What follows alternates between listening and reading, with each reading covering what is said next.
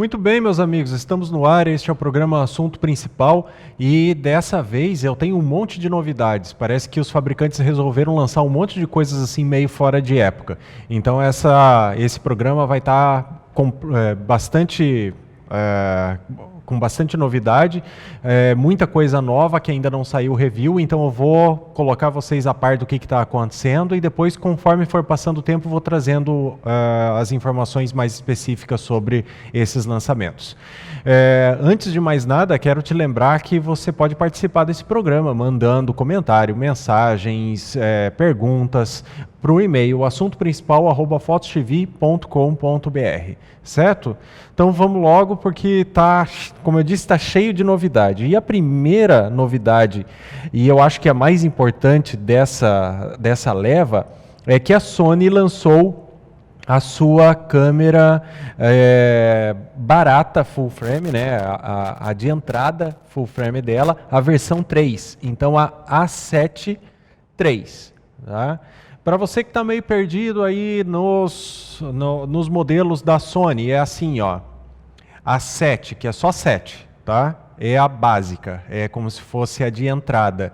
Ela deve competir com a Canon 6D, por exemplo, ou com a Nikon 610, mais ou menos isso. Então a câmera de entrada, a câmera base da Sony Full Frame é só a 7. Depois tem a A7S, esse S é de sensibilidade, então é a câmera com maior sensibilidade para fotografar e filmar em ambiente com baixíssima condição luminosa. E depois tem a A7R, que é a câmera de resolução. Esse R, então, é de resolução. É a câmera que tem mais megapixels, é a câmera que tem a melhor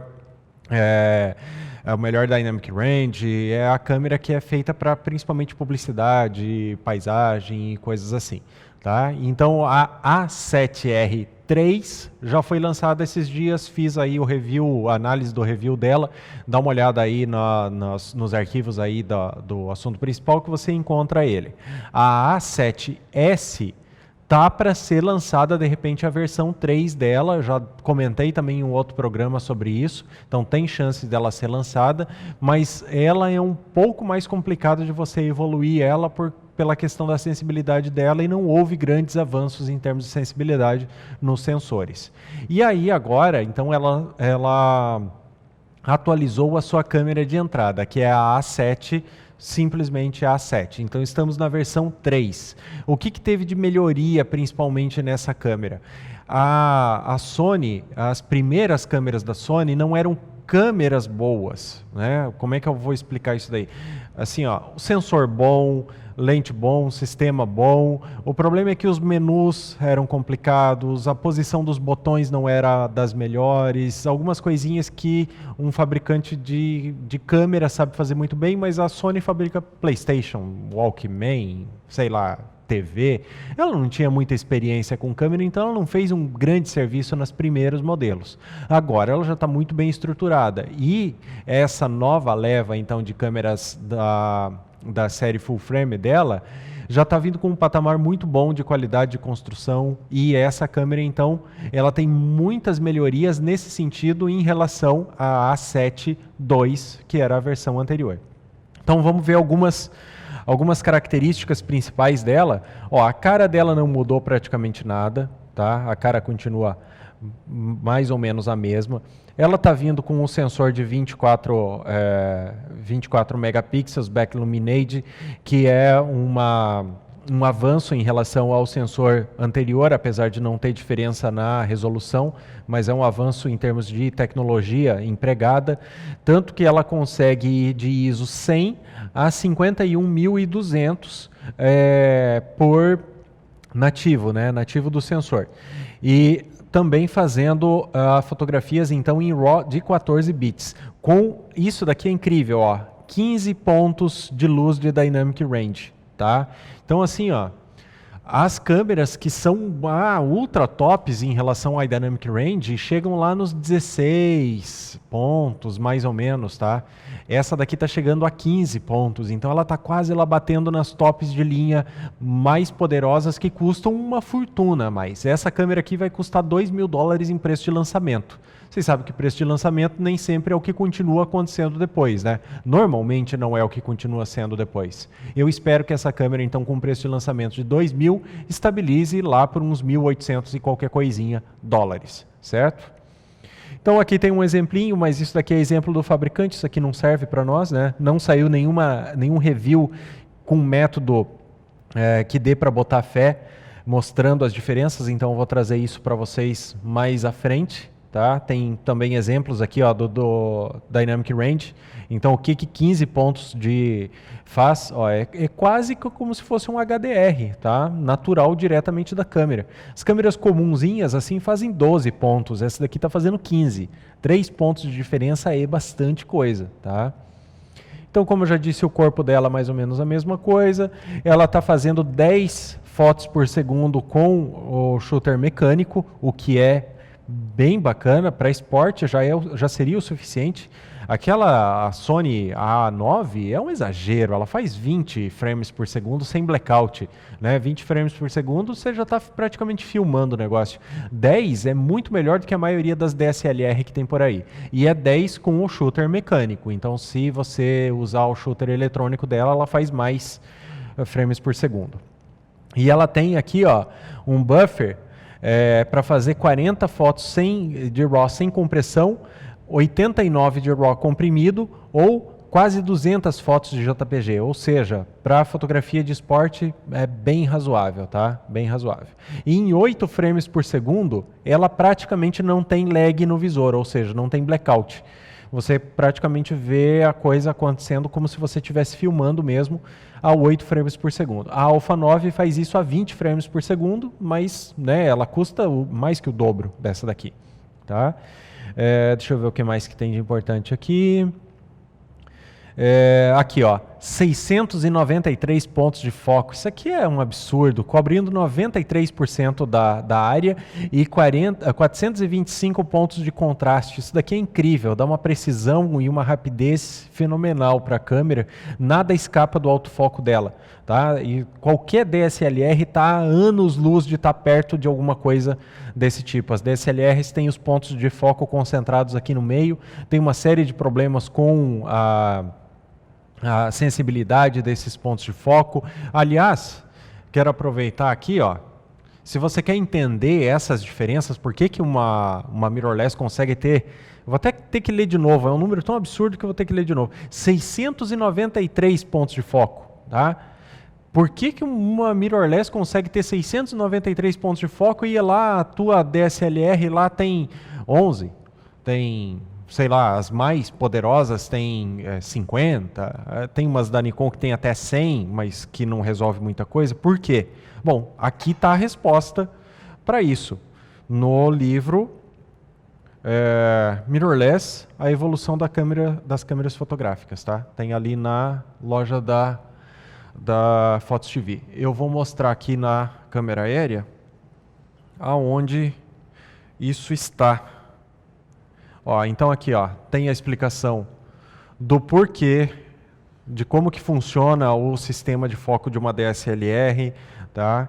E também a explicação de como que funciona o sistema de foco. Então aqui o normal do que seria uma DSLR, os pontos de foco que você está acostumado, aqui os pontos de foco da DSLR mais avançada nesse sentido, e aqui a explicação de como funciona o foco então numa mirrorless.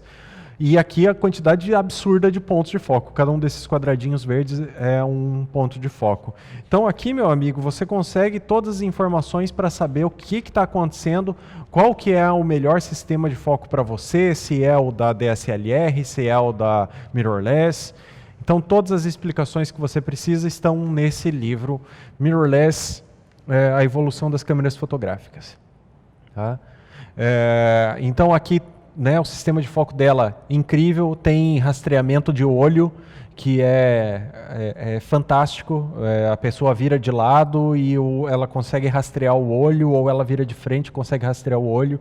Algo assim também que praticamente não tem mais como tu perder foto se você usa esse sistema, tá? Ela é muito rápida. Ela faz aqui, ó, 4K, tá? Ela faz oversampling. Sabe aquela Alpha 6500 que tem uma nitidez absurda no 4K dela? É porque ela faz oversampling de 6K para 4K. Essa daqui também, ela captura 2.4 vezes mais dados e depois faz um oversampling para 4K. Então é mais ou menos assim, ó. É quase que como se ela capturasse em 8K e depois fizesse um oversampling para 4K, tá? É quase, mais ou menos essa a ideia. Então isso dá uma nitidez assim absurda para filmagem, uma coisa sem paralelo. Nenhum outro fabricante consegue fazer uma nitidez que a Sony consegue aplicar na câmera. Mesmo a Panasonic, aquela poderosa, a GH5, ela não chega aos pés em termos de nitidez da câmera da Sony A6500, e dessa daqui está prometendo então ter a mesma tecnologia, então provavelmente teremos também uma câmera com uma qualidade do 4K assim, de altíssimo padrão. E ela vai fazer a Full HD a 120 frames por segundo, com 20 megabytes por segundo de bitrate, e ela vai ter aqui disponível o log, né? O S-Log, o 2, o 3, tá? Que são altamente recomendáveis para filmagens de alto padrão. Ela tem o reconhecimento do padrão zebra para você acompanhar ali a exposição. E ela também vai te dar informações de gama a partir do display, tá? Deixa eu ver o que mais que temos aqui de informação. Olha só isso daqui, ó. Isso aqui é um troço importante. Isso aqui é muito importante, tá? Você aí, meu amigo, que fica dizendo assim, mas a mirrorless eu não quero porque ela não faz muita foto com uma bateria. A bateria dela não dura nada, né? Besteira. Isso ali no livro eu já expliquei aqui no programa várias vezes, tá? Então esquece essa ideia. Olha só isso aqui. 710 fotos por carga, tá? De bateria. Isso daqui com as medições de laboratório, certo? Na vida real, tá? Você tem, obviamente, muito mais autonomia. 710 fotos por carga. É mais do que a maioria das DSLRs padrão faz. As DSLR que tem o grip embutido aqui embaixo, que tem uma bateria monstro, fazem mais do que isso, tá? Então, por exemplo, deixa eu até consultar o livro aqui, que aqui tem essa informação também, tá? A Canon 1DX Mark II ou Mark III, se eu não me engano, ela faz 1.200 fotos por segundo, fotos com uma carga de bateria, tá? 1.200 fotos com uma carga de bateria, e ela tem essa bateria gigantona embaixo dela, tá? Deixa eu procurar aqui a informação aqui sobre autonomia, ó. Então só vou virar aqui, ó. Isso daqui não tem nenhuma imagem que vale a pena mostrar para a aérea. Então ela faz 1.200 fotos, só que tem aquela bateria gigante, né? Vocês sabem que a 1DX da Canon, toda a série 1DX da Canon é uma câmera monstruosa. A bateria dela é enorme. E essa daqui então vai fazer 710, certo? Que é mais da metade, só que com uma bateria pequenininha, porque é uma câmera pequena. Se você pega e bota o grip nela e coloca duas baterias dentro, você dobra a autonomia. Então vai pular lá para 1.400, 1.500 fotos. Isso com medição de laboratório, certo? Ultrapassa já a DSLR mais potente da Canon em relação à autonomia. Então, besteira esse negócio de dizer que mirrorless não dura a bateria. São casos específicos, assim como existem casos específicos dentro da DSLR, das câmeras compactas, dos celulares. Não dá para generalizar nunca esse tipo de informações, certo? Deixa eu ver o que mais que temos aqui, ó. 2 slots para cartão de memória, isso é óbvio, né? Hoje em dia praticamente não tem câmera boa que não venha com pelo menos 2 slots, principalmente as que são feitas para filmar. Conexão USB-C, o que é muito legal. Ela já tem o anti-flicker para fotografia e filmagem em fluorescente, em lâmpada fluorescente. E, deixa eu ver... E aqui, ó, então preço, ó, tá para ser entregue para o público em abril, né? Nós estamos agora, começamos março agora, então daqui um mês ela vai começar a ser entregue.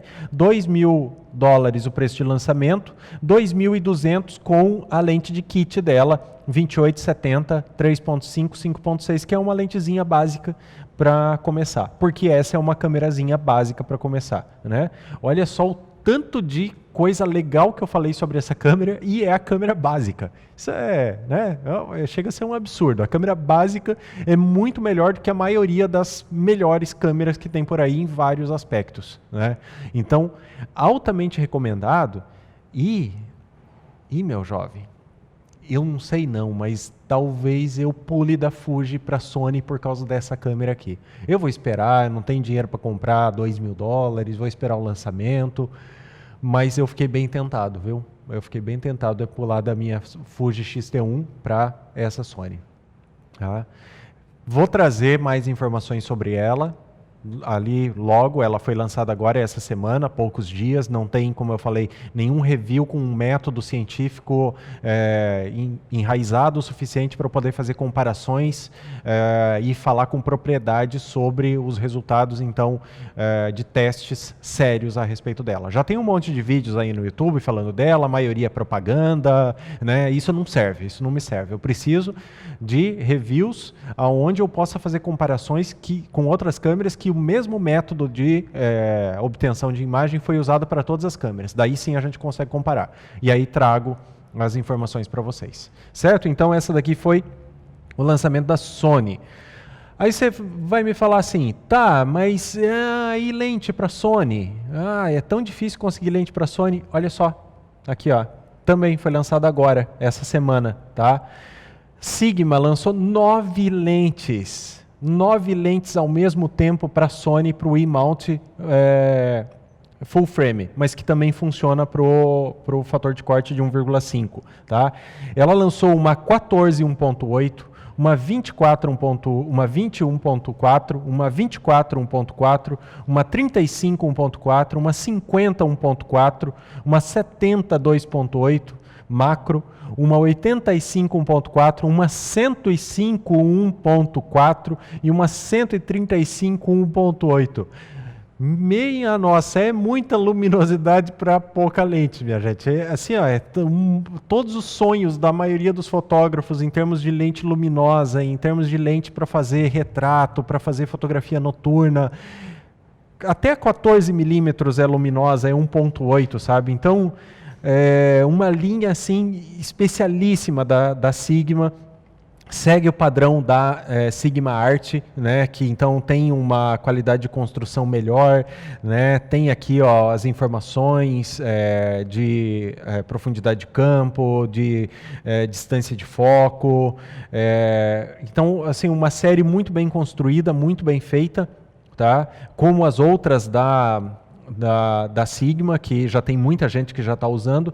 Então agora temos essas 9 lentes especificamente dedicadas à câmera da Sony, tanto a full frame como essa que eu acabei de mostrar para vocês, quanto para a câmera APS, tá? E os preços, bom, os preços das lentes da Sony são um problema para a maioria das pessoas, principalmente de mercados emergentes como aqui o Brasil. Por quê? Porque são lentes da Zeiss de altíssimo padrão, na maioria das vezes. E a Sigma, ela costuma ser mais barata do que as lentes dos fabricantes tipo Canon e Nikon. Então eu não vejo como a Sigma tendo essas mesmas lentes para Canon e para Nikon, como ela venda exclusivamente para Sony mais caro. Então provavelmente vai seguir os preços das outras lentes do estilo Art, que ela já tem para Canon e Nikon, ou seja, mais barato do que o próprio fabricante, certo? Então as lentes da Sigma costumam ser mais baratas que as equivalentes da Nikon ou da Canon. As lentes da Sigma vão ser provavelmente o mesmo preço para a Sony também, certo? Então, para quem estava aí reclamando que a Sony não tem quase opção de lente um pouco mais em conta, um pouco mais barata, ó, tá aí 9 lentes para vocês escolherem, né? Já tem outras lentes da Sigma para Sony Zoom, né? Ela lançou uma leva aqui, um kit completo de lentes fixas, mas provavelmente ela deve continuar investindo nisso daqui e lançar outras muitas zoom e também teles, que a Sigma costuma investir bastante em lentes tele também, certo? Tá, então isso daqui nos fecha o lançamento que temos dedicados à Sony, e aí eu quero falar de um outro lançamento agora, que é a Pentax K1 Mark II, tá? Aqui no Brasil as pessoas não conhecem muito as câmeras da Pentax porque é esse negócio, né? A gente tem um mercado aqui que foi quase que monopolizado por Canon e Nikon, nos enfiando câmera durante tantos anos goela abaixo e não deixando outros fabricantes entrarem. Até por uma questão de pouca representatividade do nosso mercado, assim como os outros mercados emergentes. Fabricantes como a Pentax, como a própria Sony, elas demoraram um pouco para entrar no nosso mercado, então não tem uma representatividade tão grande assim por aqui. Mas a Pentax tem uma das melhores câmeras DSLR disponíveis no momento. Eu diria que ela só perde, ou pelo menos está ali, ó, porque são bem diferentes, tá? Então, depende do gosto. Mas ela está ali com a 850 da Nikon, certo? Dividindo, então, a melhor câmera DSLR do momento entre a Nikon 850 e essa Pentax. Só que a Pentax custa menos da metade do valor da Nikon. Eu vou ir direto para o valor dela aqui. Deixa eu ver se vai ter aqui.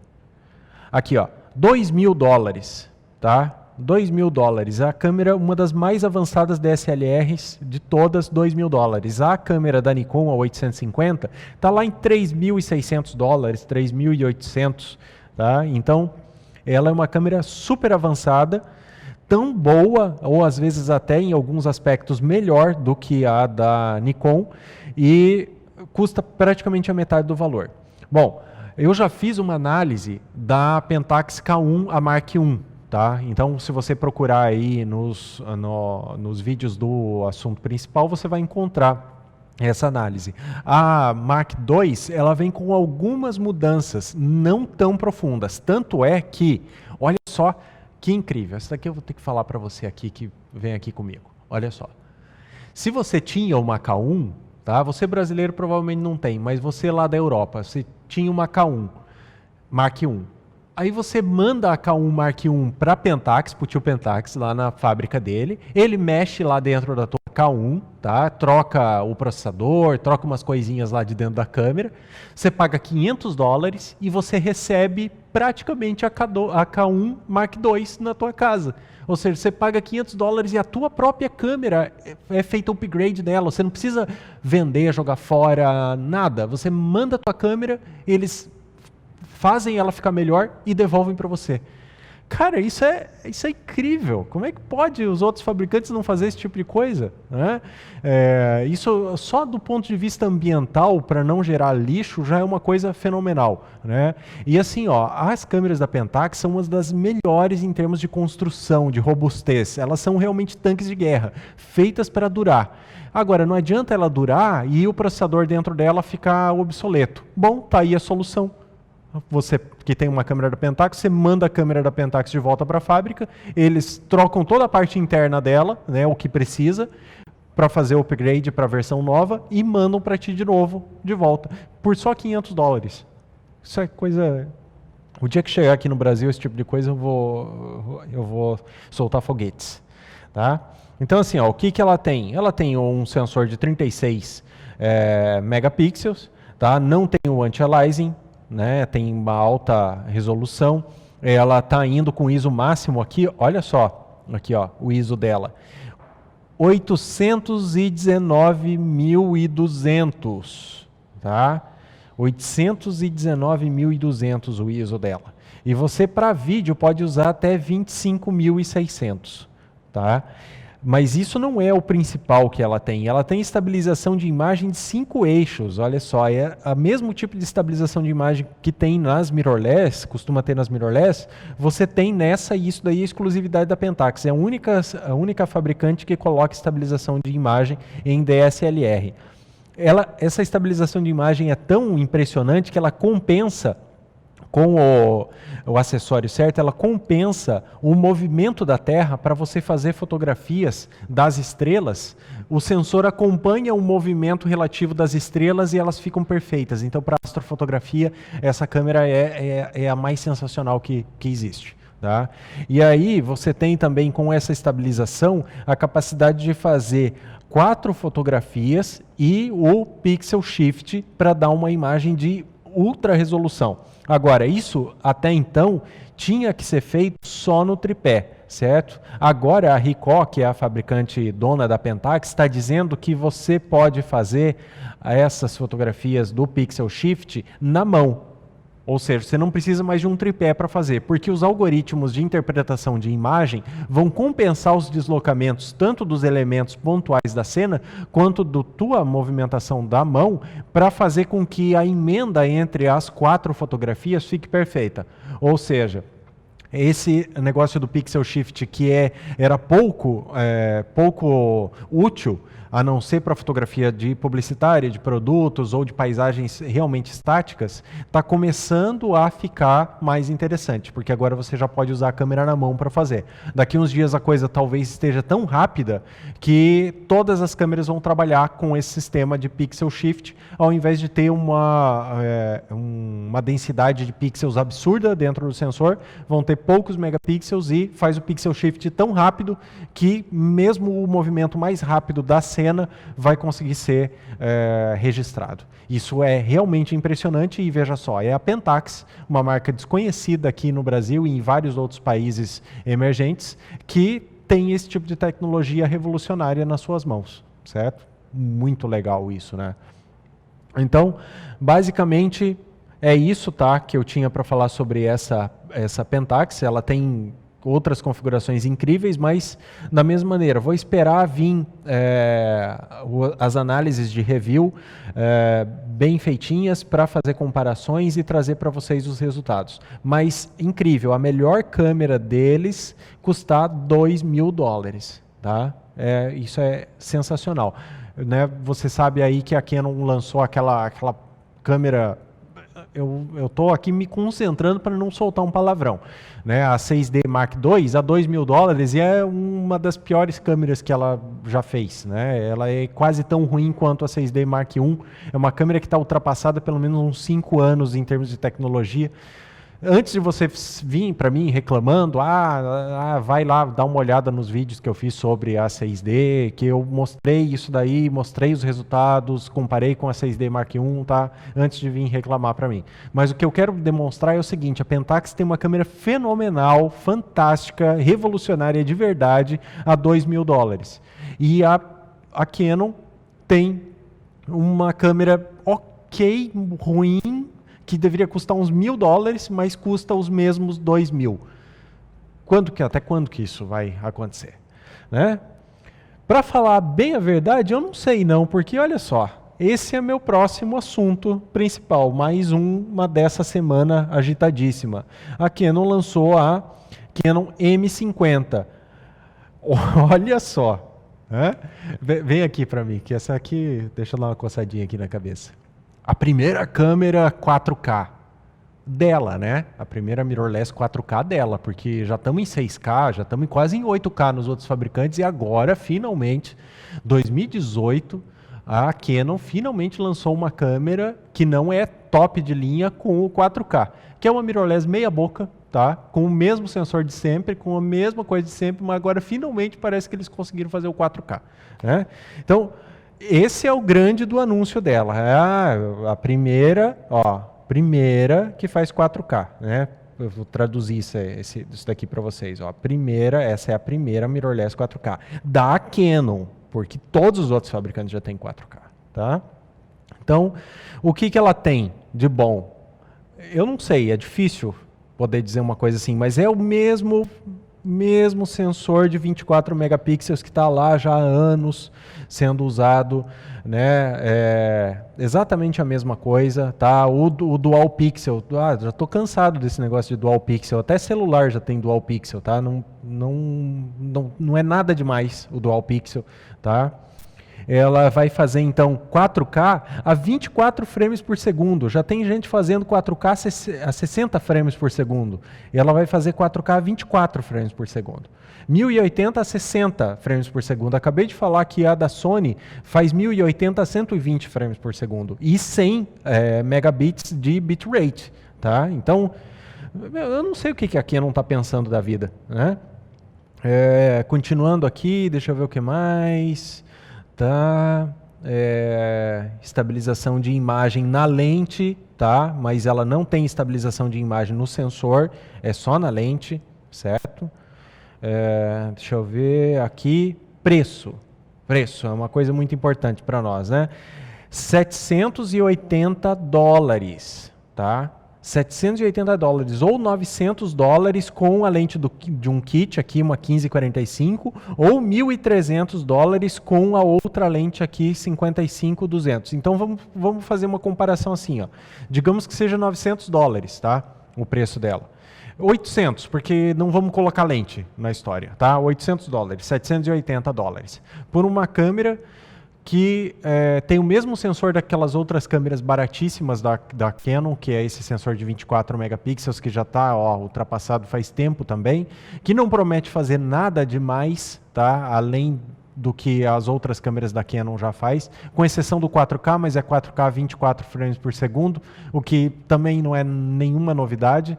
Quando você tem aí câmeras excelentes de todos os outros fabricantes. Tá? Todos os outros fabricantes têm câmeras melhores do que essa. Tanto mirrorless quanto DSLR. E isso é o que a Canon vem e nos lança. Estou esperando uma câmera ainda que eu possa vir e falar bem dela. Mas faz tempo que a Canon não lança nada que dê para falar bem. E assim, ó, não para por aqui. Tá? Assim, ó, segura a tua raiva que você está sentindo por mim, você que é fã da Canon, segura, porque essa aqui que eu vou mostrar agora, essa aqui vai fazer você sair da casinha. Vai fazer você perder de vez a paciência com a Canon. Olha só o outro lançamento da Canon. Canon 4000D, a menor DSLR já lançada. Deixa eu dar uma água aqui, deixa eu dar uma respirada.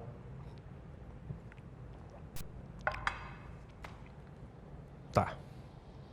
A menor DSLR já lançada, certo? Essa é a grande manchete da câmera dela. Deve ser o quê? 1 milímetro menor do que a outra DSLR menor que ela tem. Agora, isso não é a coisa mais sensacional que a Canon fez. Não, vocês não perdem por esperar. Olha só. O sensor dessa câmera é um sensor de 18 megapixels. Aí você vai me perguntar assim, mas Rômulo, peraí, você não fez um review, uma análise do review da Canon SL2 agora esses dias, uma câmera que custa $400 e era a menor câmera DSLR da história, e ele tinha o sensor de 24, esse mesmo que agora estava nessa mirrorless que eu mostrei, o mesmo que está em todas as outras câmeras da Canon. Por que ela fez um sensor novo de 18 megapixels? Não, minha gente, ela não fez um sensor novo de 18 megapixels. Ela pegou um sensor de 18 megapixels que ela lançou pela primeira vez em 2009. Tá? Deixa eu conferir aqui no celular que ano que nós estamos, porque é difícil acompanhar o raciocínio da Canon. Nós estamos em 2018. Tá? Então eu estou gravando esse programa aqui, ó, dia 2 de março de 2018, certo? Ela lançou a câmera dia 26 de fevereiro de 2018, certo? Com um sensor que ela colocou pela primeira vez no mercado em 2009, tá? Você não está acreditando em mim? Eu vou abrir aqui, ó, câmera da Canon, tá? Vou abrir aqui e vou achar a primeira câmera que ela lançou com esse sensor de 2009. Então assim, ó, lançamentos de 2018 da Canon, de 2017 da Canon, olha só, 24 megapixels, 24, essa daqui é full frame, não conta, 24, 24, 24, 24, vamos ver aqui outra, essa é full frame, também não conta, 24, essa daqui é compacta, não conta, 24, tá? Ela está lançando esse sensor de 24 pelo menos desde aqui 2016, mas tem outras câmeras aqui com esse sensor de 24 megapixels mais antigas. Já estamos em 2014 aqui, ó. Tá aqui o sensor de 18, mas ele é mais antigo que isso. Tá aqui o sensor de 18. 2012. Olha aqui, ó, o sensor de 18 megapixels. Estamos aqui em 2011, ó, o sensor de 18 megapixels aqui, ó. Aí estamos em 2010, vamos achar uma DSLR aqui, ó, sensor de 18 megapixels. Aí estamos em 2009, aqui ó, 7D, aqui ó, é a primeira vez que esse sensor apareceu, o sensor de 18 megapixels da Canon, em 2009. Então, meus amigos, a Canon pegou um sensor de 2009 e botou numa câmera de 2018, vendendo ela como sendo a 8ª maravilha do mundo, porque é a menor DSLR já lançada. Ao preço de, aqui tem uma indicação aqui do preço, 385 dólares. Ou seja, tipo, uns centavos mais barato do que qualquer outra câmera que ela tenha com o sensor de 24 megapixels. E daí eles fazem muita propaganda desse sensor, inclusive aqui, ó. Fala aqui, ó, do sensor dela, fala do processamento, que é o Digic 4, tá?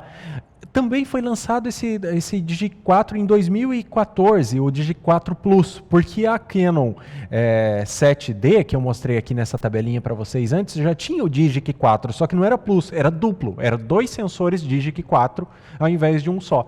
E daí agora ela pegou esse processador mais do que recalchutado e foi lá e botou nessa câmera ridícula, tá? É um brinquedo isso daqui, mas de muito, muito mau gosto, tá? Olha só a aparência da câmera, é que nem as outras, né? Você vai dizer assim, não, mas essas câmeras não são tão ruins assim. Olha só, vou abrir aqui, ó, no Google, tá? Vou colocar o nome dessa câmera, porque não tem aqui no DP Review. Canon D4000D. 4000D, tá? Eu vou abrir aqui as imagens dela e eu quero mostrar ela sem a lente. Olha isso aqui. Olha isso aqui. Você sabe aquela partezinha que tem ali na tua câmera que engata a lente no corpo da câmera? Isso aqui não era para ser prateado, porque alumínio é prateado? Olha aqui para mim, aqui em cima. Vem cá. Até o mount da câmera, até o engate da câmera a Canon fez de plástico. Eu estou desconfiado que até os parafusos dessa câmera são de plástico, para falar a verdade. Então, olha que ridículo isso daqui. Tá? Ela inteira é mal feita, ela é feita de plástico. Toda ela é feita de plástico. Tá? Ó, já tem até uma outra carinha aqui ó, de triste mostrando ela aqui. Ó. Então, assim, ó, os lançamentos da Canon, meus amigos, tá de arrancar os cabelos. Tá? Então, se você está tentado a comprar uma câmera nova, vai aparecer um monte de promoção dessa câmera da Canon, você vai olhar para ela e vai pensar assim, a Canon é uma marca boa, vou comprar. Não compre, tá? Não compre, porque é um sensor que tem quase 10 anos aí, que já foi abandonado na linha dela já faz tempo e ela está recalchutando, deve ter sobrado uns lá na lavanderia da fábrica, eles pegaram lá um monte para fazer uma leva de câmera nova. Eles vão lançar promoção dessa câmera aqui para tentar se livrar dela, né? Porque a crítica já está caindo pesado em cima dela. Não compre. Com um pouquinho mais de dinheiro, mesmo que você goste de Canon, o que eu não recomendo, tá? No caso, compra a SL2, compra a T7, compra outra câmera, mas essa daqui não, porque até o engate dela é de plástico, ela é toda feita para ser muito barata. Mas com $400 você compra câmera muito melhor de praticamente todos os outros fabricantes. Todo mundo tem câmera melhor ali com $400, $500, que assim é muito, anos-luz superior a essa câmera da Canon. Então o tio Canon está se devendo muito. Eu não sei não se ele dessa vez ele não cai, porque essa última leva de câmera foi tão deprimente, tão desastrosa, que vai ser difícil ele conseguir fazer com que as pessoas acreditem de novo na Canon daqui para frente. Tem que vir alguma coisa realmente muito boa. E vocês sabem que eu pego no pé de quem faz, quem tenta enrolar os fotógrafos, né? Eu sou amigo dos fotógrafos e não dos fabricantes. Se o tio Canon se redimir e lançar a câmera boa, eu vou falar bem da câmera, tá? Agora, por enquanto, isso daí tá muito difícil, tá? Muito difícil. Ele vai ter que fazer um trabalho muito decente daqui para frente para que tenha alguma chance de eu poder falar bem de alguma câmera dele, certo?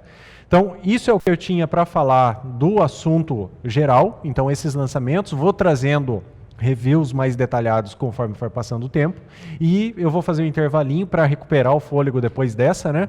E volto daqui a pouco com os temas gerais sobre fotografia, cultura geral, mais algum outro lançamento, e também volto depois com o bloco que eu respondo às perguntas que vocês mandaram no assunto principal @fotostv.com.br. Eu tô até me perdendo aqui no que eu tenho que falar, porque é revoltante demais isso que a Canon fez. Tá? Vamos cortar e eu volto daqui a pouco.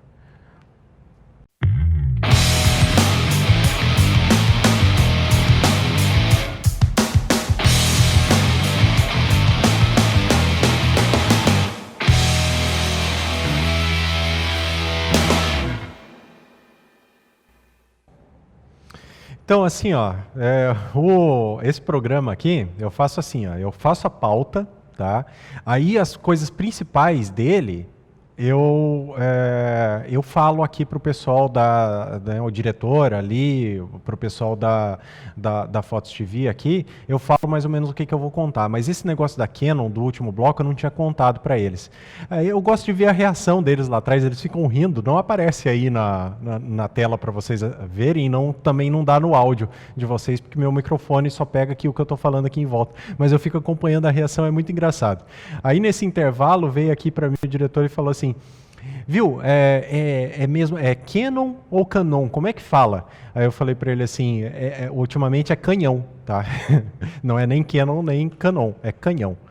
Muito bem, estamos de volta, este é o segundo bloco com assuntos gerais sobre fotografia. Quero lembrar você, meu amigo assinante, que está assistindo esse programa completo, que você pode mandar também perguntas para assuntoprincipal@fotostv.com.br para participar do último bloco, onde eu respondo as perguntas que vieram no e-mail, nas mídias sociais, redes sociais da Fotos TV, do Grupo Fotos em geral, e também ali através do canal da Fotos TV no YouTube, nos comentários gerais que aparecem ali, tá? Então, vamos continuar aqui com alguns lançamentos que aconteceram por agora, que não são lançamentos de câmeras, tá? Canon, novamente, canhão, outra vez. Canhão Flash 470 EX-AI.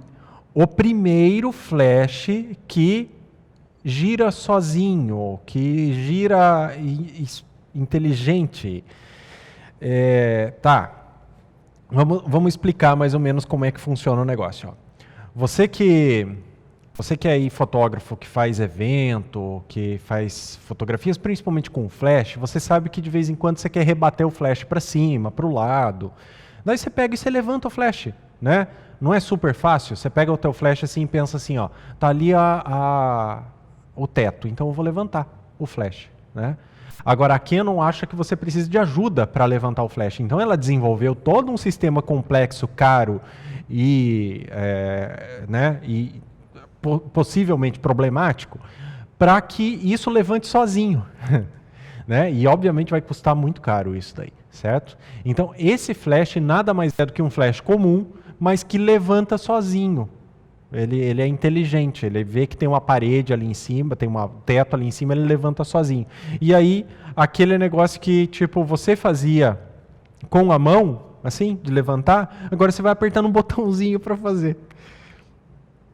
Eu disse que eu ia tentar recompor o meu espírito entre o bloco anterior e esse, mas continua meio difícil. Tá? Então, ele automaticamente ele levanta. Tá? Tem todo aqui ó, o sistema mecânico dele e os botões de comando aqui atrás, para você fazer isso. Então, aqui, ó, por exemplo, ele levanta aqui. Olha só, aqui tem um outro diagraminha que a Canon fez. Se você está aqui, ó, se você é um fotógrafo corcunda, que nem esse daqui, ó, e está aqui fotografando reto, aí o flash levanta para rebater lá. Se você está fotografando aqui mais de perto, o flash vai para um ângulo mais reto. Se você fotografa de trás aqui, ó, a Canon consegue manipular a luz, a física quântica da luz e faz ela voltar para trás, entende? Ó, olha só o ângulo que ela pega aqui, né? Troço assim incrível, ó, funcionando aqui, ó, né? Então aperta lá no negócio, ele vira, né? Assim, pô, eu não sei como é que você, fotógrafo, conseguiu viver sem ter um motorzinho virando flash para cima para você, né? Algo realmente revolucionário que a Canon fez, tá? Então, esse daqui é o lançamento de flash dela, com o preço de lançamento aqui, ó, $400. Que é mais ou menos, esse daqui é para ser o flash mais básico dela, né? $400 pelo flash mais básico dela, só porque o troço gira, tem um motorzinho para girar para cima a cabeça do flash. Ai, tá faltando ar aqui no estúdio, tem que, né? Tá, vamos falar sobre lançamento revolucionário mesmo? Olha só, a Sony mostrou aqui, ó, um sensor de smartphone, tá? Com ISO 51200 nativo. Uau! ISO 51200 nativo num sensor de smartphone. Não, ele é quase tão bom quanto o potencial dele quanto a Panasonic G5 H5, GH5, né? 51.200 de nativo do sensor. Isso é incrível, né? Ela está forçando a barra aqui um pouco. Ó. Se você vê as propagandas desse sensor, o olho humano não se equivale a 1.600, tá? Que nem ela está fazendo. Mas realmente, 51.200 é um ISO muito alto, tá? Muito alto mesmo. E a princípio parece ser muito bom o resultado. É claro que temos só aqui exemplos de propaganda, né? Ela ainda não lançou nenhum celular com ele só está mostrando o sensor em si. Até porque, para quem não sabe, a Sony vende muito sensor para outros fabricantes, então talvez ela nem lance um celular da Sony com esse sensor. Ela quer fazer propaganda para que outros fabricantes comprem esse sensor para colocar dentro dos smartphones deles. Mas um sensor que tem a capacidade de filmar e fotografar ali com um ISO tão alto assim é realmente impressionante, realmente uma revolução, certo? Então vamos esperar aí para um futuro bem próximo que smartphones tenham uma capacidade de filmar e fotografar em baixa condição luminosa muito maior do que temos hoje, certo? Isso sim é revolucionário, tá? Aqui, vem, tio Canon. Isso é revolução, tá?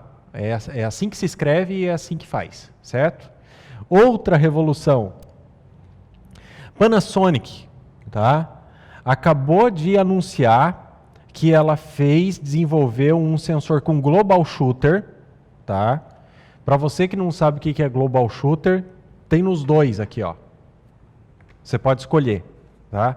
Você pode escolher e entender o que é Global Shooter a partir do livro Mirrorless, a evolução das câmeras fotográficas, porque ele é fundamental para o avanço da fotografia. Então, se estamos falando de evolução de câmeras, né, Global Shooter é importante. E aqui também você descobre o que é o sensor Global Shooter a partir do tríade da câmera fotográfica, que explica como que funciona a fotografia, falando como que funciona uma câmera fotográfica, portanto. Tá? Os conteúdos dos dois livros são completamente diferentes, mas no caso do Global Shooter, por ser algo tão importante, tem a explicação nos dois.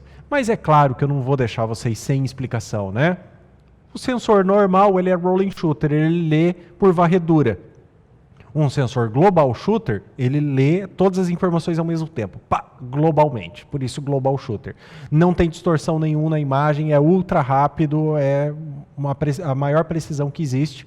E a hora que ele ficar comercial, ele vai desbancar todos os outros sensores e vai ser uma revolução completa.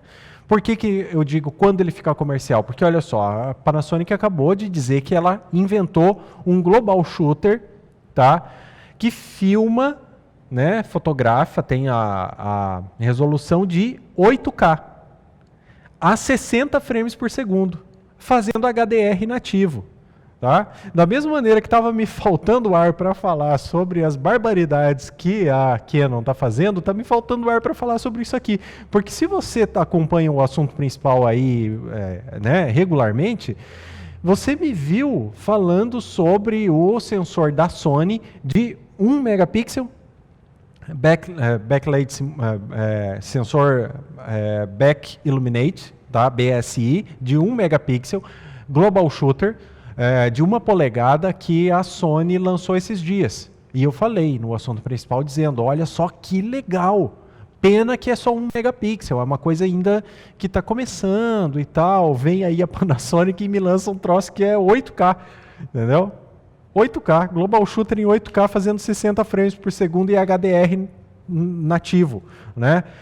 Não, isso é fora da realidade completa de tudo que tu pode imaginar. Aqui tem um exemplo, ó, do que o global shooter faz. Ó. O rolling shooter, como ele é por varredura, ele pode distorcer a imagem em alta velocidade. Então os carros passando aqui, ó, ficaram distorcidos. O global shooter não, como ele mede tudo, toda a luz no sensor inteiro, ele não distorce nada, certo? E esse global shooter é de 8K. E além disso, ele vai ter um ND embutido variável dentro dele, tá? Então ele vai ter um filtro ND variável dentro do próprio sensor.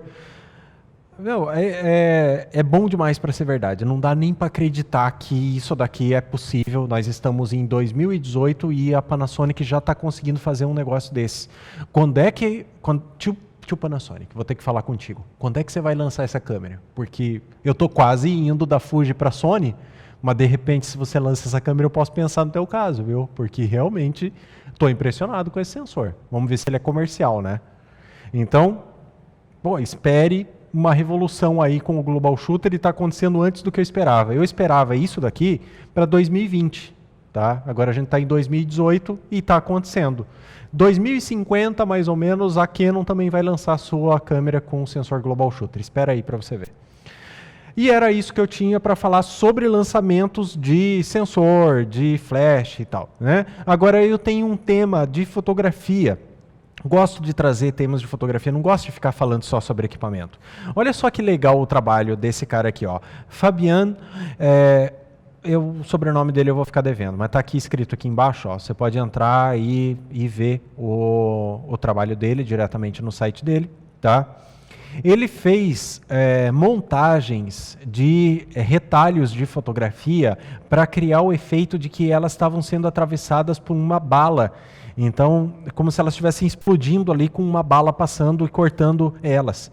Olha que legal, ele fez aqui todo o planejamento de como que ele queria fazer, ele desenhou, aí ele rasgou a fotografia em vários pedacinhos e foi montando esses pedacinhos até criar isso aqui. Olha que incrível, isso daqui parece que você fez uma fotografia de altíssima velocidade com a bala realmente atravessando a imagem. Né? Só que altamente controlado, aonde que está o rasgo, onde é que está o corte, aonde que estão voando as partículas. Cara, eu achei isso daqui uma das coisas mais criativas dos últimos tempos em termos de instalação fotográfica, né? Em termos de intervenção sobre a fotografia. Realmente sensacional, né? Algo de uma criatividade assim que é louvável, merece palmas esse cara, né? Então, intervenções, olha só, nesse mundo tão tecnológico, tão digital que nós temos, as pessoas se esquecem que elas podem fazer intervenções em fotografias físicas e não fotografias só virtuais, né? Então, abre-se um mundo com essa ideia desse cara que muitas pessoas deixaram de pensar nele. Imprimir uma fotografia e fazer intervenção em cima de uma fotografia impressa. Olha que simples, mas que primoroso, que fantástico o resultado que ele está tendo, com um trabalho também muito impressionante de cuidado, de detalhe, de como ele está fazendo essa instalação. Então, todo o pensamento, inclusive assim, ó, o suportezinho, ó, tá vendo? É um suporte aqui embaixo, como usado realmente para segurar as fotografias, ou, né, o que se esperaria de uma montagem de uma fotografia para realmente ser atravessada por uma bala. Mas, no caso, o cara pega e recorta papelzinho por papelzinho e vai montando isso num fundo preto. Cara, sensacional isso daqui. Então, espero que isso te inspire a pensar sobre projetos de intervenção sobre fotografias físicas, porque o nosso mundo está precisando voltar um pouquinho para a fotografia física também. Só fotografia virtual, ela vai ficando cansativa, vai se desgastando. Tem bilhões de fotografias sendo publicadas todos os dias virtualmente, mas cadê a fotografia física, palpável, que você pega ela na mão, né? Eu mesmo imprimo pouca fotografia, deveria imprimir muito mais. Felizmente eu materializo elas em livros, né? Então eu tenho essa alegria de poder ver minhas fotografias, não só virtuais, elas materializadas nos livros. Mas pense em materializar as suas fotografias também e pense em fazer intervenções em cima delas. Certo? Volto daqui a pouquinho com o último bloco do assunto principal, e é o bloco que sempre lembro você, pode participar através do e-mail assuntoprincipal@fotostv.com.br ou qualquer outra forma que você encontrar para se comunicar, inclusive mensagem de fumaça, sinal de luz, qualquer coisa do tipo. Se comunique com nós, que assim a gente pode ajudar a fazer sempre um melhor conteúdo para vocês. Volto daqui a pouquinho então respondendo as perguntas.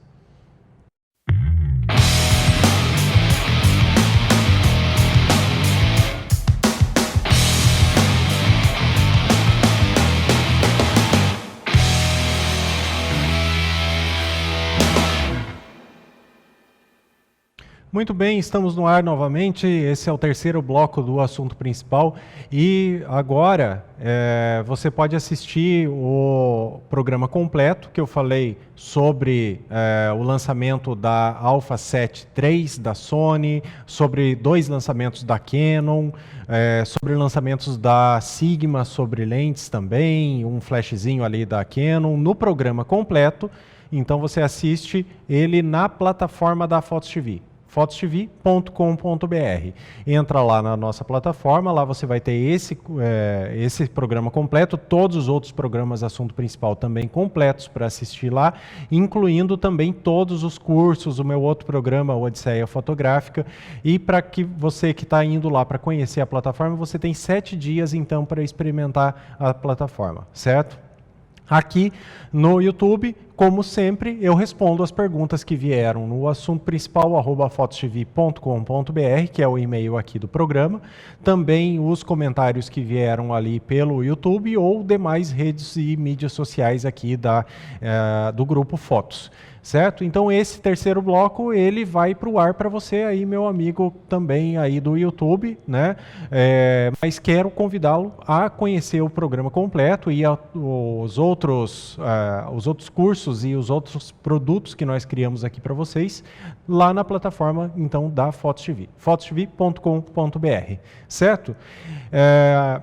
Hoje eu vou dar um tempinho nos e-mails porque está acumulando algumas perguntas que vieram por comentários no YouTube. Então eu não vou ter aquela minha folhinha de sempre com os e-mails. Eu vou abrir diretamente a partir do canal da FotosTV no YouTube os últimos 3 vídeos que foram publicados, que são conteúdos que eu criei e que tem algumas perguntas então lá, certo? Vamos começar aqui, ó, por esse vídeo aqui, onde eu mostrei um teste de fotografias 360 com uma câmera esférica, que eu fiz aqui mesmo dentro do estúdio, e também teste de panorâmica esférico com um drone, o Spark da DJI, tá? E daí foi publicado agora, ó, faz pouquinho, foi hoje que foi publicado, já tem comentários aqui, né? E o comentário do Edivan Filmagens, tá? Ele diz assim: eu gosto muito dos seus vídeos, obrigado. Que drone é esse? Ele dá para fazer ensaio básico de noivo? Qual a distância para cima, para as laterais que ele atinge? Então, Edivan, esse é o drone, o Spark da DJI.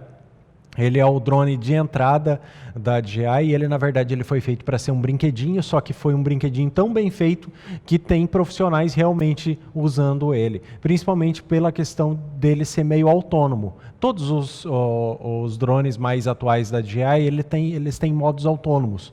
Por exemplo, você clica lá, dá o comando para ele, ele começa a circular em volta do objeto e ele mantém o objeto no centro. Então, coisas que ajudam bastante fotógrafos e filmmakers que tem pouca equipe, né? Então, por exemplo, assim, tu está num campo aberto, filmando uma pessoa. Né? Tem que ser campo aberto, porque se você tiver com coisa em volta, às vezes o drone não vai perceber o que tem em volta, vai se bater, né? Então, campo aberto. E aí você bota para seguir a pessoa e o drone fica ali filmando, enquanto isso você está filmando com uma câmera de mão ou fotografando e deixa o drone circulando. No meu programa Odisseia Fotográfica, eu faço isso bastante. Eu uso o drone, eu uso um Osmo para filmar, né? Uso a câmera também, uma câmera da Fuji para filmar, e a câmera de 360. Então, todas as coisas que eu mostrei aqui. Alcance, que foi a outra pergunta que tu fez, né? O quanto ele atinge de distância para cima, para lateral e coisa assim. Então, é o seguinte, ó. Deixa eu mostrar a carinha do drone aqui. Eu não vou abrir as especificações dele, porque isso é muito, muito subjetivo, tá? Ele não tem o alcance tão grande quanto os outros drones da linha da DJI, porque, como eu disse, ele foi feito para ser um brinquedinho, na verdade. Só que ele deu tão certo, ó, o meu inclusive é verdinho assim, ó, que nem esse daqui. Ele deu tão certo que tem profissional usando, tá? O quanto eu já consegui de alcance? Eu vou te dar uma resposta mais prática, porque você pode entrar no site da DJI e pegar lá o range dele, tá? O alcance dele. Eu já voei mais de 1 quilômetro de distância, tá? Não voei muito mais do que isso, também porque eu não vejo necessidade de ficar fazendo voos tão longos assim, mas já voei 1 quilômetro de distância com ele, não perdendo contato visual. É claro que ele é tão pequenininho que depois que ele fica um pouco longe, tipo uns 100, 200 metros de distância, ele meio que some, né?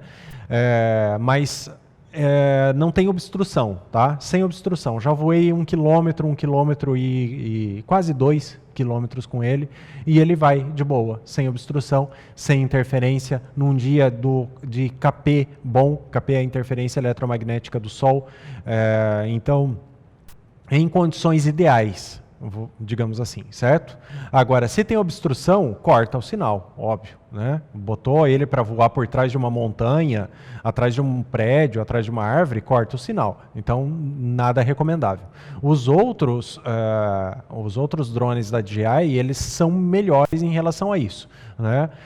O alcance maior, então sofre menos interferência e coisas assim, mas o caso é que o Spark ele é barato e ele é pequenininho. Ele filma em Full HD e faz fotografias a 12 megapixels e muito boas as imagens deles, né? Então, de repente é uma boa para profissionais que não são dedicados totalmente assim. Ó. Tu imagina o seguinte, então, né? Edvan e outros amigos aí que estão pensando em usar drone na filmagem. Pense pela seguinte forma: você normalmente não trabalha com drone, mas você quer uma hora ou outra fazer uma filmagem com drone só para dar um plus a mais para a tua filmagem. Compra um Spark ou uma Mavic Air. Foi acabado de lançar, eu fiz a análise do review dele agora esses dias, nos últimos programas. Compra um desse. Quando você precisar de uma filmagem assim, preciso de 4K, eu preciso de um negócio super elaborado, aí você contrata um cara para pilotar um drone no evento que você está cobrindo, e enquanto isso você continua filmando do teu jeito lá, né? E assim você já tem uma equipe, né? Então, veja como um drone pequeno pode te ajudar muito em situações onde você ali quer dar uma pinceladinha, quer fazer um negócio melhor, mas tem um monte de gente aí com um drone poderosíssimo que você pode fazer um trabalho em parceria para situações onde você precisa de uma resolução assim, altíssima, coisa que o Spark não faz, ou que você precisa voar muito longe, ou que você não pode deixar de você filmar as coisas enquanto está operando um drone mais complexo, né? Então o Spark é uma boa nesse sentido, para você fazer coisas mais simples, coisas onde o Full HD resolve e você não precisa de uma qualidade de imagem assim estupidamente alta. Tá? Agora, a qualidade do Spark é bem razoável. Tá? Eu vou abrir aqui o meu canal no YouTube, tá? Inclusive, né, você já pode acompanhar coisas que eu faço por lá também. Certo? Eu publiquei inclusive um vídeo só de filmagens do Spark no meu canal, que são pedacinhos do programa Odisseia Fotográfica. Então vou procurar aqui pelo meu nome, ó. É um nome difícil de escrever, o meu sobrenome, mas você encontra ele ali na Fotos TV, no meu vídeo, tá ali na descrição, né, o meu nome. E aqui eu vou achar aqui, ó, o meu canal, tá? Então vou abrir aqui ele. Aproveita e se inscreve também no meu canal, né? Assim você também consegue ver o conteúdo que eu crio por lá. E tá aqui, ó, voos do Odisseia, a versão 1. Eu coloquei numa qualidade não muito alta aqui, tá? Para ficar mais fluido o vídeo, mas aqui dá para ter uma noção do quanto que ele tem de qualidade, né? E como ele trabalha bem, principalmente para quem quer fazer coisas assim um pouco mais simples, né? Então aqui tem uma coletâneazinha. Eu quero pegar especificamente uma parte aqui aonde o drone está me rastreando, porque eu acho que isso daí a cerejinha do bolo desses drones da DJI, os mais básicos, é ele ter essas funções meio autônomas dele. Tá? Então aqui eu estou controlando ele, mas aqui na frente ele vai me seguir. Estou avançando aqui o vídeo para não perder muito tempo. Tá? Assista ele completo aí, depois. Eu quero aquela parte específica. Aqui, ó. Aqui ele está me seguindo. Tá? Essa filmagem é mais longa do que o trechinho que eu coloquei aqui, mas perceba que ele vai virando a câmera e depois ele começa a andar na minha direção. Andar não, né? Voar na minha direção. Então isso é bem legal para quem trabalha meio que sozinho, assim, e tem que dar conta de um monte de equipamento. Certo, meu amigo Edivan? Espero ter respondido a tua pergunta, tá? Inclusive vou dizer aqui, ó, vou comentar aqui, ó, estou respondendo agora. Vou deixar carregando ali e aí depois você pode ver nesse vídeo a resposta. Aqui um outro vídeo que é relacionado ao Odisseia Fotográfica, onde eu mostrei como fazer umas imagens para você depois fazer o efeito do Cinemagraph. E aí vem aqui então uma pergunta, eu já respondi essa daqui. Tá aqui nos comentários a resposta. Depois tem uma do César Augusto aqui, ó. Essa eu não respondi ainda. Obrigado. Tá? Ouvi dizer que filtros NDs de densidade variável, mesmo os ROIAs profissionais, não são bons comparados aos fixos. O que você acha disso? César Augusto, sim.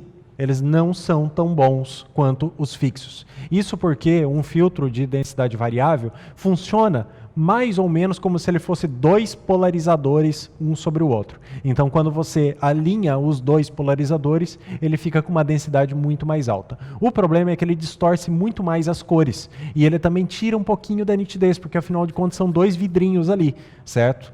Que um está girando em relação ao outro. Então, eu não recomendaria. Eu uso um filtro ND variável para filmagem, para alcançar a partir do Osmo, né, que eu uso para filmar o Odisseia Fotográfica. Eu uso um filtro ND variável, mas para alcançar o shooter certo, né? Você que filma, você sabe, por exemplo, que se você está fazendo a 30 frames por segundo o teu vídeo, você deve ter uma velocidade de disparo de 60 frames por segundo, ou seja, o dobro, porque assim você consegue aquele efeito cinematográfico, onde você não tem mudanças abruptas da posição do que está se movendo, e sim um embaçamentinho do movimento contínuo, e isso fica muito melhor. Então uso um filtro ND variável para filmar. Aí ele não tira tanta qualidade. Agora, para fotografia de longa exposição, onde você começa a forçar a sensibilidade da câmera, ele afeta demais as cores da imagem. Então, eu não recomendaria. Eu recomendaria, de fato, um filtro ND fixo, um filtro ND que não é variável, certo? Deixa eu ver aqui a outra pergunta. Jorge Mateus. Sem filtro ND, consegue fazer esse efeito de longa exposição? Que é o efeito aqui. Deixa eu avançar um pouquinho o vídeo para ver se aparece aqui um pedacinho do que eu estou mostrando. Aqui, ó. Tá? Aqui tem um pedacinho. Não, aqui não é longa exposição ainda. Bom, assiste o vídeo ali, você também que está acompanhando, você vai ver que tem uns exemplos de longa exposição ali que foram feitos. Tá? É aquele efeito de véu na cachoeira, que fica arriscadinho a cachoeira, certo? Quanto de tempo que você precisa para fazer esse efeito? Olha, pelo menos ali algo em torno de 1 segundo. Meio segundo já funciona, tá? Mas fica bom mesmo com 1 segundo de tempo de exposição. Se você está num dia muito nublado e fecha lá a tua lente para f16, por exemplo, já rola. Se você fechar para f22, aí você começa a perder muita qualidade de imagem por causa da difração. Opa, me perdi, não sei o que é difração, você está falando um nome muito esquisito. Aqui, ó. Por baixo do livro de mirrorless sai o nosso velho conhecido Tríade da câmera fotográfica. Aqui tem todas as informações que você precisa saber a respeito de lentes, inclusive o que é difração, como que ela acontece. Vou mostrar aqui para a câmera aérea. Aqui, isso está de ponta cabeça, né? Então, aqui, ó. Tá? Como que acontece a difração, o efeito da difração na fotografia, o efeito da difração na fotografia com pontos luminosos, que dá esse efeito de estrelinha aqui, ó, tá? Então, aqui no livro Tríade da câmera fotográfica, você tem todas essas informações que você precisa a respeito disso. O fato é, assim, ó, falando rapidamente, fechou muito a lente da difração. Você precisa fechar muito a lente para perder pontos de luz para conseguir fazer o efeito do véu. E aí, você vai ter uma fotografia com pouca resolução, com pouca nitidez, ou vai ter a fotografia com o efeito do véu? Por isso que se usa filtro ND, para não precisar fechar muito. Agora, num dia nublado, ou numa cachoeira na sombra, você fechando lá para um F11, F16, você já consegue o efeito de véu, e não precisa fechar lá para F22. Agora, a água está no sol, a cachoeira está no sol, não tem lente que consiga fechar para fazer efeito de véu, porque elas acabam ali em F22, F32 às vezes, né? Tem algumas até que fecham um pouquinho mais, mas não é o suficiente para fazer o efeito de movimento quando você está com a água no sol. Então, a receitinha é, o que você precisa? O ISO mais baixo da tua câmera, um F não o mais fechado, mas perto do mais fechado, 11 ou 16, e precisa que não tenha muita luz batendo na cachoeira. Assim você consegue fazer o efeito de véu com meio segundo, 1 segundo, e vai ficar legal e não vai perder muita nitidez. Certo? Então, vou para o outro vídeo aqui, ó, onde tem vários comentários, alguns eu já respondi, tá? Esse é o vídeo do assunto principal, onde eu falei sobre a XT20, a EX3, foco no infinito, umas lentes da Canon, tá? Então aqui, vamos ver. Alexandre Maltese, obrigado pelo elogio. Ele quer saber sobre lentes da Nikkor DX, tá? Que possuem a melhor nitidez, as melhores nitidez, tá? Então, seguinte, Alexandre, eu até disse para ti que ia responder agora, né, no programa, mas esqueci de te perguntar se você queria mais lente angular ou mais lente tele. Eu vou te dar uma resposta mais ou menos geral, tá? Então, assim, ó, essa lente aqui, ó, da Nikon, é uma lente muito nítida, tá? Nikon 60 macro. É uma lente que eu usei bastante em estúdio e ela tem uma nitidez bem legal. Essa aqui é a versão antiga dela. E aí, deixa eu ver aqui é a versão nova, ó. Tá? Então assim, ó, se você está procurando nitidez em uma lente normal, eu diria que essa é a lente mais nítida da Nikon, ali em torno de 50 milímetros, né? Perto de uma lente normal, certo? E daí, assim, para lente tele, tá? Você não me disse que você quer economizar, tá? Então, assim, eu não estou me baseando pelo valor da lente, eu estou me baseando pela pergunta específica. Qual a lente de maior nitidez da Nikon, certo? Então, em torno de normal seria essa. Em torno de tele, 200mm f2. Essa lente é um sonho. Eu já mexi com ela, nunca tive essa lente. Mas eu já mexi com ela, já brinquei um pouquinho com ela. Ela é fantástica, é fantástica. A nitidez dela é algo realmente impressionante, tá? É um canhão. Ó, eu vou abrir especificamente essa daqui que está na mão aqui, ó, para você ver o tamanho disso. Ela é muito, muito nítida, só que é muito pesada e muito cara, certo? Mas eu diria que no geral, assim, ó, entre todas as lentes da Nikon, de todas as distâncias focais, eu diria que essa 200 f2 tá para ser a lente mais nítida dela, pelo menos que eu tive contato, que eu já fotografei, que eu olhei reviews e coisas assim. A Nikon andou lançando muitas lentes novas ultimamente, e eu não vi reviews de todas elas, mas eu acho difícil ultrapassar a qualidade dessa lente, porque ela é realmente muito boa, certo?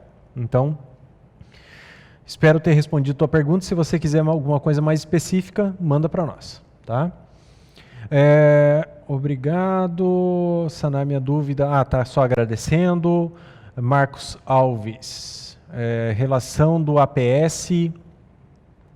Aqui, ó, ele está falando sobre o sensor de APS. Qual é a melhor lente de retrato da Canon? 85 1.8 ou 100 2.8? O que você poderia me dizer a respeito delas? Seguinte, deixa eu pegar teu nome aqui de novo. Marcelo Alves, tá? Enquanto eu vou abrindo aqui o site onde eu pego as informações para mostrar para vocês, photozone.de, porque é um site alemão. Deixa eu te falar um pouco sobre essa 85 1.8. Ela é quase unânime, as pessoas adoram ela para fotografia de retrato, porque ela é uma lente barata da Canon. Só que ela tem um problema muito grave, que é a aberração cromática. A aberração cromática dela é muito alta, assim como as lentes da Nikon 85 também são muito alta a aberração cromática, e é uma aberração cromática azul, que fica muito ruim em fotografias de alto contraste ou fotografias onde você tem alguma coisa brilhante. E isso costuma afetar o tom de pele da pessoa e deixa a pessoa com um tom de pele meio zumbi, meio azulado. É muito ruim, tá? Só que poucas pessoas se dão conta disso porque ela é nítida, ela tem um bokeh legal, né? Então as pessoas se prendem mais a essas questões e esquecem que, na verdade, ela é ruim para aberração cromática, certo? Então eu vou abrir aqui a análise dela e vou abrir a da 100 milímetros também, tá? Que daí no caso é a macro, aqui a 100 2.8. Ela tem uma 100 milímetros que é de retrato, mas não tem a análise aqui, pelo menos não para full frame. Então eu vou abrir para APS. E vamos ver se tem para o APS, tá? Porque lente macro não é boa para retrato, num geral, certo? Principalmente se você quer um pouquinho de aberração esférica para dar uma maquiadinha no tom de pele da pessoa. Eu vou direto para o teste de aberração cromática que suponho que tem aqui, tá? Teste de vinheta, teste de resolução aqui, ó. Essa aberração cromática azul aqui, ó. Tá vendo? Isso daqui, ó. Isso daqui incomoda. Olha no bokeh aqui, ó. Essa aberração cromática aqui esverdeada é porque está no pós-foco, tá? Então no pré-foco o bokeh vai ter um contorno azul e no pós-foco vai ter um contorno verde, ó. Contorno azul, contorno verde. Isso daqui é a aberração cromática longitudinal, certo? Olha aqui, ó. Como ela é forte, onde você tem alto contraste. Então isso é bem ruim para retrato, certo? Agora vamos ver se elas têm a 100 milímetros, que é 100 milímetros de retrato da Canon. Não tem aqui. Não tem análise. Mas essa 100 milímetros, da Canon, ela não tem muita aberração cromática, tá? Aqui, ó, 100 milímetros f2. Tá? A tua pergunta era sobre a 2.8, certo? Mas a 2.8 é macro. Macro não é uma boa para retrato, a não ser que seja estúdio. Mas para retrato com luz natural, ela não é muito boa porque ela é muito nítida, né? Infelizmente, é muito nítida. Então, os poros da pessoa vai pular, vai te dar um trabalhão depois para você fazer correções ali. Agora, ela tem essa 100mm f2. Essa daqui é uma lente de retrato. E ela é tão barata quanto a lente A85, tá? Aqui, ó, $300 sendo vendida usada aqui no eBay, para você ter uma ideia, tá? Eu vou abrir aqui o teste dela, mas pelo que me consta, a aberração cromática dela é muito mais sutil, tá? Não tem teste aqui, tá? Mas a aberração cromática dela é muito mais sutil, ela é muito mais controlada do que da 85 1.8. Eu já mexi com essa lente, eu já tive o prazer de lidar com ela, então eu sei na prática isso. Recomendaria, portanto, para você que quer uma lente de retrato para Canon, a 100 2.0, certo? Não a 100 2.8, que seria macro. A menos que a tua fotografia seja de estúdio, aí sim você quer alta nitidez o tempo todo, e aí, de qualquer maneira, você não precisaria de uma lente muito luminosa, não precisa de um bokeh perfeito, porque no estúdio o que importa é a resolução. Certo? Muito bem. Vamos ver aqui. O Alisson Oliveira perguntou, tá, tem as câmeras de entrada full frame, as tops de linha, quais seriam as intermediárias? Né? Para quem quer evoluir da Rebel, mas não tem orçamento para full frame. Então, quais intermediárias da Canon APS? Eu vou abrir aqui o DP Review e vamos encontrar as câmeras intermediárias da Canon que não são full frame, tá? Que são APS-C. Se você assistiu o programa completo, principalmente esse programa de hoje, eu falei muito sobre a Canon hoje. É muito mal, inclusive, porque a Canon está deixando muito a desejar em seus lançamentos atuais. Tá? Então vamos cobrir aqui num geral.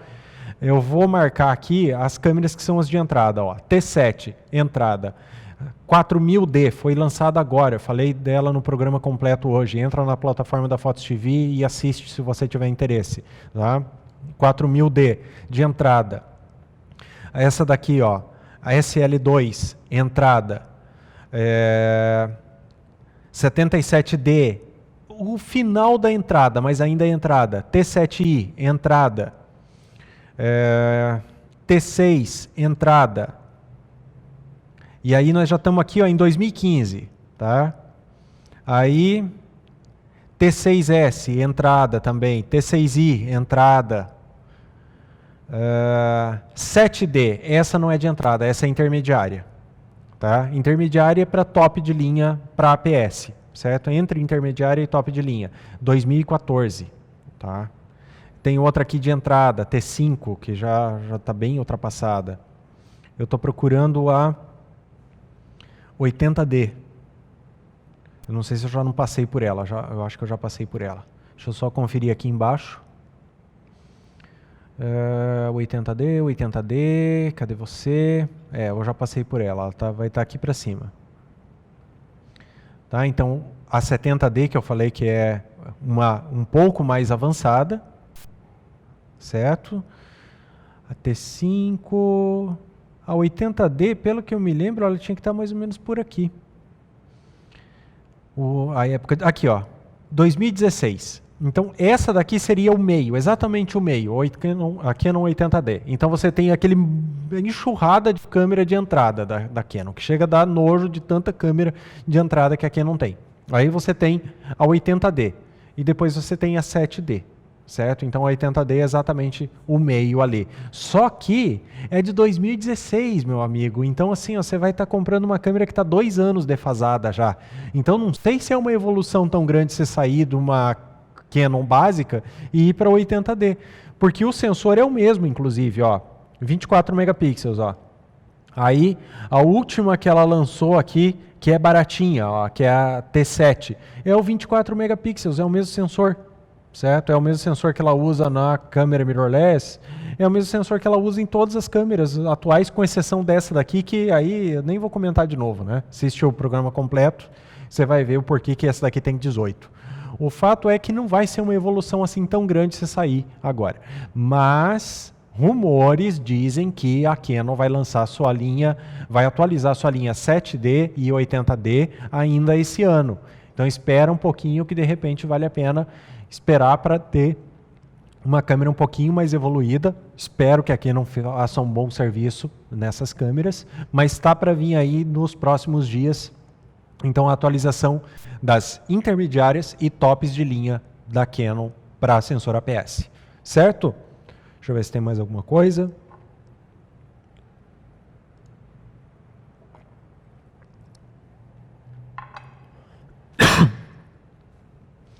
Não, é isso. E para completar, o Alisson, pense se você não quer trocar de marca, tá? Não se prenda muito a Canon. De repente, uma evolução para a tua Canon mais básica aí seja você pular para uma outra marca. Qualquer outra marca. Praticamente todas estão fazendo um trabalho melhor que a Canon no atual momento. Espero que a Canon resolva isso para o futuro e volte a ser uma das ponteiras em termos de tecnologia. Atualmente ela está lá embaixo, é uma das últimas em termos de tecnologia. Certo? Espero que vocês tenham gostado desse programa. Deixem comentários, mandem perguntas para assuntoprincipal@fotostv.com.br, participe das redes sociais, mídias sociais aqui da editora, do grupo Fotos como um todo, tá? E entre na plataforma da Fotos TV e conheça nossos produtos completos lá. Você tem 7 dias para experimentar a plataforma e não precisa nem usar cartão de crédito nem nada, é só ir lá e se cadastrar e tem 7 dias para você experimentar. Eu tenho certeza que depois de ver o que a gente produz para vocês no completo, vocês vão querer assinar, porque realmente tem programa e tem curso o tempo todo. A gente está sempre criando coisas novas para vocês. Certo? E aí, gostaram do programa de hoje? Deixa um like, deixa um comentário, não esquece de se inscrever no canal e também você pode mandar perguntas para assuntoprincipal@fotostv.com.br. Beleza? Até o próximo. Tchau!